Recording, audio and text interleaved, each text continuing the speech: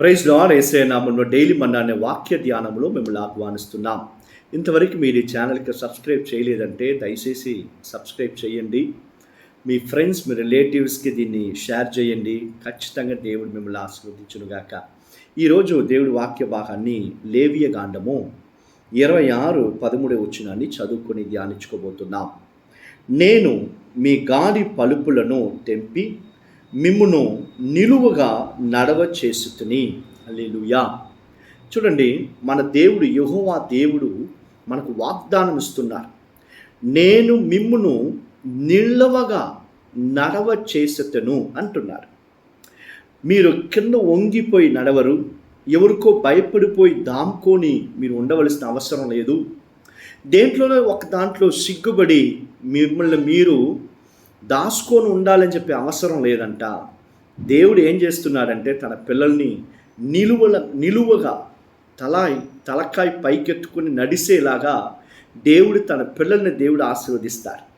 ఇశ్రాయేల్ ప్రజలు వాళ్ళ ఐగుప్తు దేశంలో బానిసలుగా ఉండేటప్పుడు వాళ్ళ వల్ల ఇలాగ నడవలేకున్నారంట. వాళ్ళు ఎట్నే నడవాలి, తల కింద ఉంచుకొనే నడవాలి, తల పైకి ఎత్తకూడదు. ఎత్తారంటే ఇంకంతే వాళ్ళు.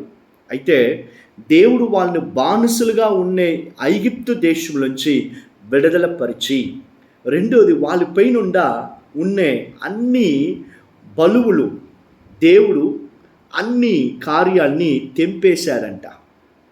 అన్ని కార్యాల్ని దేవుడు వాళ్ళని విడుదల పరిచిన తర్వాత వాళ్ళు నిలవగా పైకి లేచి నిలబడి తల పైకెత్తుకొని ధైర్యంగా నడిచారంట. అలాగనే దేవుడు మీ జీవితాలు కూడా చేయబోతున్నారు.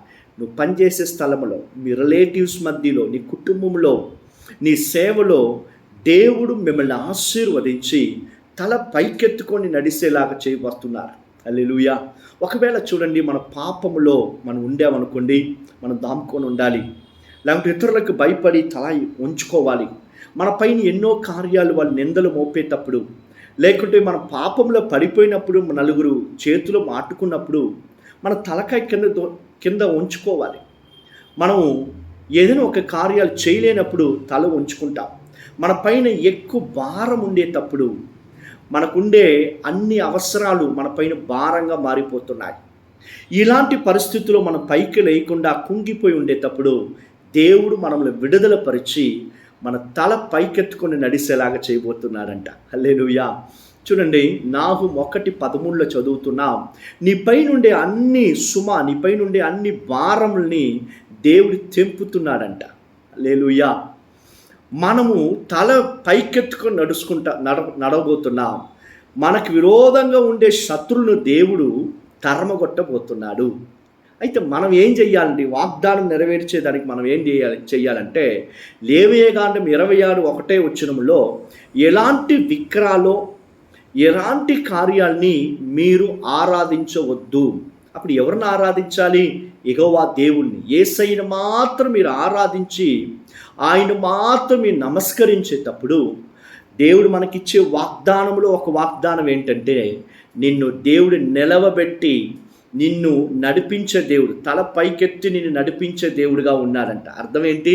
నువ్వు ఎక్కడంతా సిగ్గుపడావో, ఎక్కడంతా నీ తల ఉంచుకున్నావో అక్కడంతా దేవుడు నిన్ను హెచ్చించి నీ తలని పైకెత్తి నడిసేలాగా నీ ముఖాన్ని దేవుడు ప్రకాశించే దేవుడుగా ఉన్నారు. హల్లెలూయా. అయితే కండిషన్ ఏంటంటే, do not worship any idols.